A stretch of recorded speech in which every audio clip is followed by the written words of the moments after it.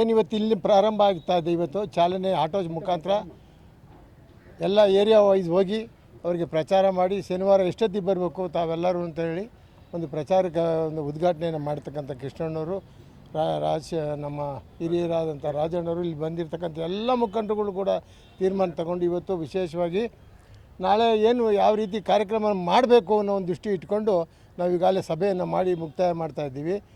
ಹಾಗಾಗಿ ನಾವು ಹೇಳ್ದಂಗೆ ಎರಡು ಕಾರ್ಯಕ್ರಮ ಅಂತೇಳಿ ಈಗಾಗಲೇ ತಮ್ಮ ಬಾಯಿಂದ ಬರ್ತಾ ಇದೆ. ನಾವು 2 ಕಾರ್ಯಕ್ರಮ ಮಾಡ್ತಾಯಿಲ್ಲ, ಒಂದೇ ಕಾರ್ಯಕ್ರಮ ಅವತ್ತಿಂದ ಮಾಡ್ಕೊಂಬಂತ ಇರತಕ್ಕ ಕಾರ್ಯಕ್ರಮ ಈ ಸಾರಿ ವಿಜೃಂಭಣೆಯಿಂದ ಮಾಡಬೇಕು.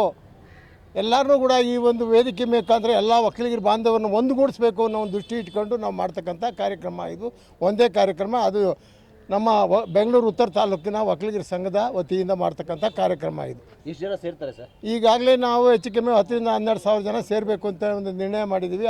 ಅಷ್ಟು ಜನ ಬರ್ತಾರೆ ಅನ್ನೋದು ಎಲ್ಲರಿಗೂ ನಮಗೆ ನಂಬಿಕೆ ಇದೆ.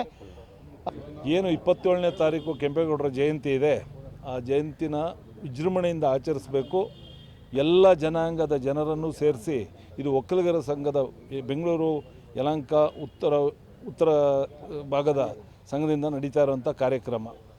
ಈ ಭಾಗದ ಎಲ್ಲ ಸರ್ವ ಜನಾಂಗದವ್ರನ್ನೂ ಕರೆದು ಕೆಂಪೇಗೌಡರ ಜಯಂತಿಯನ್ನು ಆಚರಿಸಬೇಕು ಅನ್ನೋದು ಸಂಘದ ಉದ್ದೇಶ.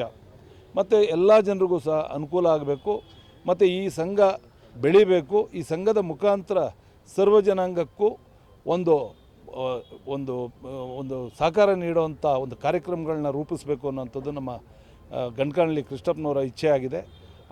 ಅದೇ ರೀತಿ ಮುಂದಿನ ದಿನಗಳಲ್ಲಿ ಈ ಸಂಘ ನಡ್ಕೊಂಡು ಹೋಗುತ್ತೆ.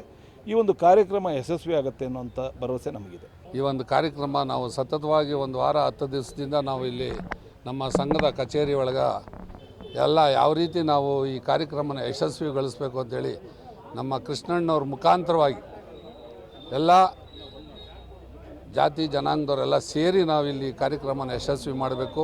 ಕೆಂಪೇಗೌಡರು ಏನು ನಮ್ಗೆ ನಾಡಿಗ ಮಾಡಿದಾರೋ ಗಂಡು ಮೆಟ್ಟಿದ ನಾಡು ಅಂತಲೇ ಹೇಳೋಕ್ಕೆ ಇಷ್ಟಪಡ್ತಾ ಇದ್ದೀನಿ.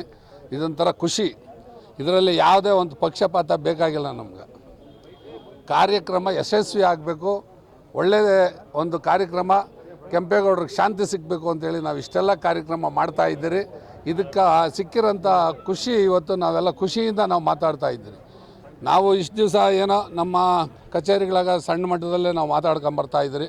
ಜನಗಳಿಗೆಲ್ಲ ಒಂದು ಹುಮ್ಮಸ್ಸು ಬಂದು ಇವತ್ತು ಇಲ್ಲ ನಾವು ದೊಡ್ಡ ಮಟ್ಟದಲ್ಲಿ ಮಾಡಬೇಕು ಅಂತೇಳಿ ನಮ್ಮ ಜನಾಂಗದವರು ಬೇರೆ ಜನಾಂಗದವರು ಎಲ್ಲ ಸೇರಿ ಜಾಗ ಮುಂಚೆ ಜಾಗ ಇರಲಿಲ್ಲ, ಯಾವುದೋ ಒಂದು ನಾವು ಬಡಗಿಗೆ ತಗೊಂಡು ನಾವು ಮಾಡ್ಕೊಂಬರ್ತಾ ಇದ್ರಿ ಕೃಷ್ಣಣ್ಣವ್ರ ಅಧ್ಯಕ್ಷತೆ ಒಳಗೆ. ಅದಕ್ಕೂ ಮುಂಚೆ ನಮ್ಮ ಸುರೇಶರ ಅಧ್ಯಕ್ಷ ಆಗಿದ್ದರು. ಈ ಕಾರ್ಯಕ್ರಮ ಹಿಂಗೆ ಮುಂದುವರ್ಸ್ಕೊಂಬರ್ತಾ ಇದ್ರಿ. ಅದಕ್ಕೂ ಒಂದು ಕಾಲ ಬಂದಿದೆ, ಈಗ ಒಳ್ಳೆ ಕಾಲ ಬಂದಿದೆ. ಈ ಕಾರ್ಯಕ್ರಮ ಯಶಸ್ವಿ ಆಗಲಿ, ಎಲ್ಲರೂ ಕೈ ಜೋಡಿಸ್ಬೇಕು, ಯಾವುದೇ ಪಕ್ಷಪಾತ ಮಾಡಬಾರ್ದು. ನೋಡಿ, ಕೆಂಪೇಗೌಡ ಜಯಂತಿ ಯಲಹಂಕದಲ್ಲಿ ಮಾಡ್ತಿರೋದು ಒಕ್ಕಲಿಗರ ಸಂಘ. ಈಗ ಕೆಂಪೇಗೌಡರು ಹೇಳಿ ಕೇಳಿ ಜನಾಂಗದ ರಾಜರಾಗಿ ನಾಡಪ್ರಭುಗಳಾಗಿ ಈ ನಾಡನ್ನು ಕಟ್ಟಿರೋರು. ಹಾಗೆಯೇ ಜನಾಂಗದವರು ಮಾಡೋಕ್ಕೆ ಅವ್ರದ್ದೊಂದು ಕ್ಲೈಮ್ ಇರುತ್ತೆ. ಪ್ರತಿ ಜನಾಂಗಕ್ಕೂ ಅವ್ರವ್ರ ಐಕನ್ಸನ್ನು ಅವರು ಮಾಡಲಿಕ್ಕೆ ಅವ್ರಿಗೊಂದು ಕ್ಲೈಮ್ ಇರುತ್ತೆ. ಮತ್ತು ಅದೊಂದು ಹೊಣೆಗಾರಿಕೆ ಕೂಡ ಸಮುದಾಯಗಳದು. ನಮ್ಮದೊಂದು ವಿಶೇಷತೆ ಏನಂದರೆ, ಕೆಂಪೇಗೌಡರು ಹೆಂಗೆ ಈ 62 ಸಮುದಾಯಗಳು ಕಟ್ಟಿ ಏನು ನಿಲ್ಲಿಸಿ ಅವನ್ನೆಲ್ಲ ಆರ್ಥಿಕವಾಗಿ ಉತ್ತೇಜನ ಕೊಟ್ಟರು, ಅಷ್ಟು ಸಮುದಾಯಗಳು ಇಲ್ಲಿ ಸೇರ್ತಿದ್ದಾವೆ. ಅದು ಭಾಳ ಮುಖ್ಯವಾದ್ದು. ಇದು ಪ್ರೋಟೋಕಾಲ್ ಪ್ರೋಗ್ರಾಮ್ ಅಲ್ಲ, ಜನರು ಮಾನಸಿಕವಾಗಿ ಮನಸ್ಸಿನಿಂದ ಆಚರಿಸ್ತಿರೋ ಒಂದು ಹಬ್ಬ. ಕೆಂಪೇಗೌಡರದ್ದು ಆಚರಣೆ ಒಂದು ಅರ್ಥಪೂರ್ಣವಾದ ಹಬ್ಬ. ಇದರಲ್ಲಿ ವಿವಿಧ ಬಗೆಯ ಇದೆಲ್ಲ ಇದೆ. ಹಾಗೆಯೇ ಅನೇಕರು ಎಲ್ಲ ಹೇಳ್ತಾಯಿದ್ರು, ಈಗೇನೆಂದರೆ ಇದು 1 ವರ್ಷ ಮಾಡ್ತಾರೆ, 2 ವರ್ಷ ಮಾಡ್ತಾರೆ. ಈಗ ನೋಡಿ, ಆಚರಣೆ ಯಾವ ಥರ ಮಾಡ್ತೀವಿ ಅನ್ನೋದು ಮುಖ್ಯ ಅಲ್ಲ, ಅದೊಂದು ಸಿಂಬಾಲಿಕ್ಕಾಗಿ ಅದಕ್ಕೊಂದು ಅರ್ಥಪೂರ್ಣತೆ ಕಲ್ಪಿಸಿದೀವ ಅನ್ನೋದು ಮುಖ್ಯ.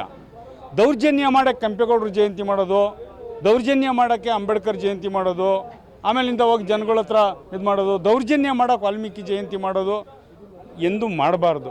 ಆ ದೌರ್ಜನ್ಯದ ಜಯಂತಿಗಳು ಇದಾವಲ್ಲ. ಇದು ಜನರನ್ನು ಅಪ್ಕೊಳ್ಳೋ ಅಂಥ, ಜನರನ್ನು ಒಪ್ಕೊಳ್ಳೋ ಅಂಥ, ಜನರ ಹತ್ರಕ್ಕೆ ಹೋಗೋ ಅಂಥ ಕಾರ್ಯಕ್ರಮ. ಸೊ ಈ ಕಾರ್ಯಕ್ರಮ ನಡೀತಿರೋದು, ಏನೇನು ದೌರ್ಜನ್ಯಗಳು ಅದು ಮುಂದೆ ಪಟ್ಟಿಗಳು ಬರ್ತವೆ, ಎಲ್ಲ ಬರ್ತದೆ, ನೀವೆಲ್ಲ ನೋಡಿರಂತೆ. ದೌರ್ಜನ್ಯಕಾರಕವಾದಂಥ ಜಯಂತಿನ ಈ ಸಂಘ ಆಗಲಿ ಅಥವಾ ನಮ್ಮ ಕಾಂಗ್ರೆಸ್ ಪಕ್ಷ ಆಗಲಿ ಅಥವಾ ಇಲ್ಲಿ ಸೇರಿರೋ ನಮ್ಮ ಒಕ್ಕೂಟದ ಎಲ್ಲ ಜನಾಂಗ ಆಗಲಿ ನಾವು ಮಾಡಲ್ಲ. ಈ ಒಕ್ಕಲಿಗರ ಸಂಘದ ಪರವಾಗಿ ಮೊದಲು ನಿಮ್ಮನ್ನು ಸ್ವಾಗತ ಮಾಡ್ತೀವಿ ಮಾಧ್ಯಮದವರಿಗೆ. ದಯವಿಟ್ಟು 1 ವಾರದಿಂದ ನಿರಂತರವಾಗಿ ನೀವು ನೋಡ್ತಾ ಇದ್ದೀರಾ ಏನಿದೆ ತಾಲೂಕಿನ ಎಲ್ಲ ಸಮುದಾಯದ ನಾಯಕರು, ಸಮುದಾಯ ಎಲ್ಲಿದೆ? ಬೆಂಗಳೂರು ಉತ್ತರ ತಾಲೂಕು ಒಕ್ಕಲಿಗರ ಸಂಘದಲ್ಲಿದೆ. ಈ ಕಾರ್ಯಕ್ರಮ ನಾಳೆ 27ನೇ ತಾರೀಕು ಕಾರ್ಯಕ್ರಮ ನಡೆದು ಯಶಸ್ವಿ ಆಗ್ತದೆ. ಈ ರಾಜ್ಯದ ಮುಖ್ಯಮಂತ್ರಿ ಅತ್ಯಂತ ಸಂತೋಷ ಬರೋಕ್ಕೆ ಒಪ್ಕೊಂಡಿದ್ದಾರೆ. ಹಾಗಾಗಿ ಸಮುದಾಯದ ಎಲ್ಲ ಜನರು ದಯವಿಟ್ಟು ಇಲ್ಲಿ ಭಾಗವಹಿಸಿ ಈ ಕಾರ್ಯಕ್ರಮನ ಯಶಸ್ವಿಗೊಳಿಸಬೇಕಾಗಿ ಸಂಘದ ಪರವಾಗಿ ಪ್ರಚಾರ ಸಮಿತಿಯ ಪದಾಧಿಕಾರಿಯಾಗಿ ವಿನಂತಿ ಮಾಡ್ಕೊತೀನಿ. MN ಪಿಳ್ಳಪ್ಪ, ವಕೀಲರ ಸಂಘದ ಪ್ರಚಾರ ಸಮಿತಿಯ ಅಧ್ಯಕ್ಷನ. ಹೆಣ್ಮಕ್ಳು ಹೆಚ್ಚಿನ ಸಂಖ್ಯೆಯಲ್ಲಿ ಕಳಸ ಇಟ್ಕೊಂಡು ಇಲ್ಲಿಗೆ ನಮ್ಮ CM ಆದಂಥ DK ಶಿವಕುಮಾರ್ ಸಾಹೇಬರು ಎಲ್ಲ ಬರ್ತಾ ಇದ್ದಾರೆ. ಅವ್ರಿಗೂ ಅದರಲ್ಲೇ ಸ್ವಾಗತ ಕೋರಿ ನಮ್ಮ ನಿರ್ಮಲಾನಂದ ಸ್ವಾಮೀಜಿಯವರು, ನಂಜಾದೂತ ಸ್ವಾಮೀಜಿಗಳು ಬರ್ತಾ ಇದ್ದಾರೆ. ಎಲ್ಲರಿಗೂ ಕೂಡ ಕಳಸದ ರೂಪದಲ್ಲಿ ನಾವು ಬರಮಾಡ್ಕೋಬೇಕು ಅಂತ ಆಸಕ್ತಿ ವಹಿಸಿ ಎಲ್ಲ ರೆಡಿ ಮಾಡ್ಕೊತಾ ಇದ್ದೀವಿ. ನಮ್ಮ ಜೊತೆಗೆ ಇನ್ನೂ ಎಲ್ಲ ಕೆಲವು ಹೆಣ್ಮಕ್ಳುಗಳು ಕೈ ಜೋಡಿಸ್ಬೇಕು ಅಂತ ಕೂಡ ಕೇಳ್ಕೊಳ್ತೀವಿ. ಸುಮಾರು 100-200 ಕಳಸದ ಜೊತೆಗೆ ನಮ್ಮ ನಾಯಕರುಗಳನ್ನ ನಾವು ಬರಮಾಡ್ಕೊಳ್ತೀವಿ. ಎಲ್ಲರೂ ಕ್ಷೇತ್ರದ ಎಲ್ಲ ಜನತೆಗಳು ಬಂದು ನಮ್ಮ ಜೊತೆ ಕೈಗೂಡಿಸಿ ಎಲ್ಲ ಒಟ್ಟಿಗೆ ಒಂದಾಗಿ ಮಾಡಬೇಕು ಅನ್ನೋ ಆಸೆ ನಮಗಿದೆ. ಗೀತಾ ಅಂತ.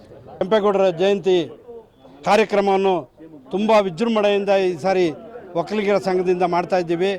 ಜೊತೆಗೆ ಜಾತ್ಯತೀತವಾಗಿ ಪಕ್ಷಾತೀತವಾಗಿ ಈ ಕಾರ್ಯಕ್ರಮನ ಇಲ್ಲಿ ಯಲಹಂಕದಲ್ಲಿ ಆಯೋಜಿಸಿದ್ದಾರೆ. ಎಲ್ಲರೂ ನಮ್ಮ ಹಿರಿಯರು, ನಮ್ಮ ಅಧ್ಯಕ್ಷರಾದ ಗಂಟಗಾಳಿ ಕೃಷ್ಣಪ್ಪ ಅವರು ಮತ್ತು ಮುಖ್ಯಮಂತ್ರಿಗಳು ಬರ್ತಿದ್ದಾರೆ, ಮಠಾಧೀಶರು ಬರ್ತಿದ್ದಾರೆ, ನಮ್ಮ ಜನಾಂಗದ ಮಠಾಧೀಶರು ಬರ್ತಿದ್ದಾರೆ, ಹಾಗೂ ಈ ರಾಜಕೀಯ ಮುಖಂಡರುಗಳು, CM ಬರ್ತಾ ಇರೋದ್ರಿಂದ ಈ ಕಾರ್ಯಕ್ರಮನ ನಮ್ಮ ಕುಲಬಾಂಧವರು ಎಲ್ಲರೂ ಒಂದು ವಿಶೇಷವಾದ ಕಾರ್ಯಕ್ರಮ ಅಂತ ತಿಳ್ಕೊಂಡು ಪ್ರತಿಯೊಬ್ಬರು ಮನೆಯಿಂದ ಎಲ್ಲರೂ ಬಂದು ಈ ಕಾರ್ಯಕ್ರಮನ ಯಶಸ್ವಿ ಮಾಡಿಕೊಡಿ ಅಂತ ಹೇಳಿ ನಾನು ತಮ್ಮಲ್ಲಿ ಮನವಿ ಮಾಡ್ಕೊಳ್ತಾ ಇದ್ದೀನಿ. ಗತವೈಭವ ಖಂಡಿತ ಬರ್ಕಳಿಸೋದ್ರಲ್ಲಿ ಎರಡು ಮಾತಿಲ್ಲ.